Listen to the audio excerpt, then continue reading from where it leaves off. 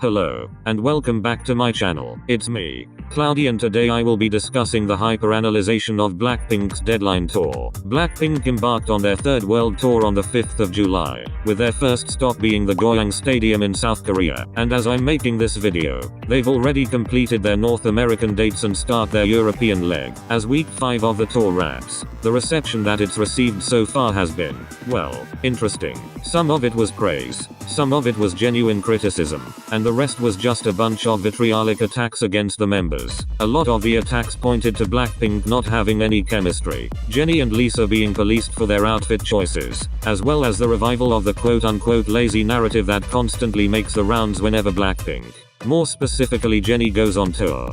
When it comes to BLACKPINK and them lacking cohesion as a group, I just have a question to those who aren't a fan of them.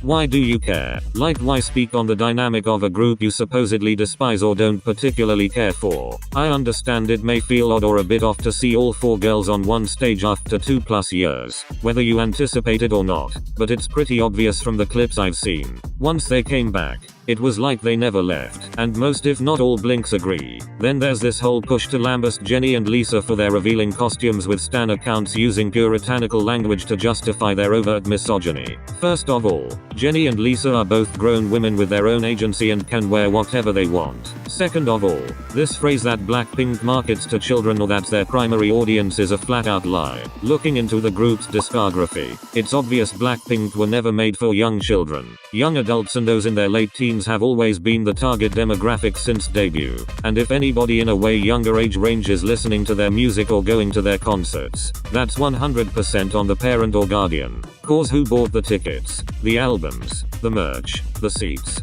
Hell, who even drove these kids to see them? So if you have a problem with children seeing adults being adults, blame the parents, not the artist. And of course it wouldn't be a BLACKPINK tour without Jennie being hit with allegations of laziness that eventually gets her dragged for months on end. But the footage netizens used to recapitulate this is of Jennie standing for a measly 15 seconds to fix her IEM so she can continue performing without any further hindrance. This moment was so purposely and maliciously misconstrued that Jennie is now once again being bothered online for a situation that doesn't call for it. To make matters worse, a bunch of influencers and small creators have started challenges to mock her, and whenever Blinks come in droves to defend, it's always the same excuses. It was a joke.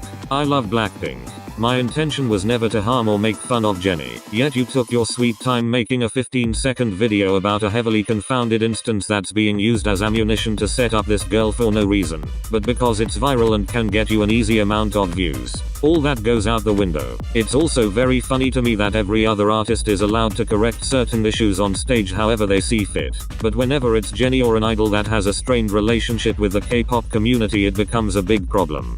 Despite the disingenuous quote-unquote critiques made towards BLACKPINK, there are definitely some that are real and need to be addressed. One is their synchronization. BLACKPINK aren't known to be the most synchronized group, but they are able to keep up with each other and deliver polished performances without skipping a beat. However, there have been a few slip-ups here, with the girls either moving sloppily or forgetting the choreography and placements. 2 is the energy they put into the group sets versus their solo ones. To play devil's advocate, BLACKPINK have been performing the same 32 songs every 2 to 3 years with little to no change. Their solos are not just the only new material, but music created with the same passion and hunger they had in 2016. Nevertheless, it's unacceptable to be delivering slightly above the bare minimum at times during the group stages because you find them mundane.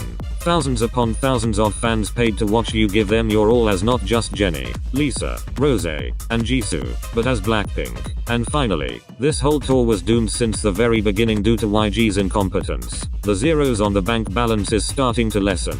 The demand for BLACKPINK gets higher and higher, while the other groups, regardless of their efforts, are not keeping the lights on. I fear YG knew that Deadline was the only way to lock in BLACKPINK and milk them for all they're worth with no thought about Blinks or the members. This actually leads me to the positives of this tour, because BLACKPINK definitely deserve their flowers for doing better than expected when YG applied an immense amount of pressure on them. BLACKPINK's energy and crowd interactions were amazing, and seeing how they build each other up and extend that to the fans is really such a beautiful sight. To also witness videos on top of videos of Blinks expressing pure joy while reflecting about their experience at the concert really makes you wish you were there, and I'm happy they left knowing that they spent their money on something they will cherish and never forget. That's what being an entertainer entertainer is all about. Sure, there's always room for improvements and touch-ups, but giving your fans positive memories that will last them a lifetime should always come first. Thank you guys for watching, and don't forget to like and subscribe, and tell me your opinions in the comments. Thanks again and have a great one y'all.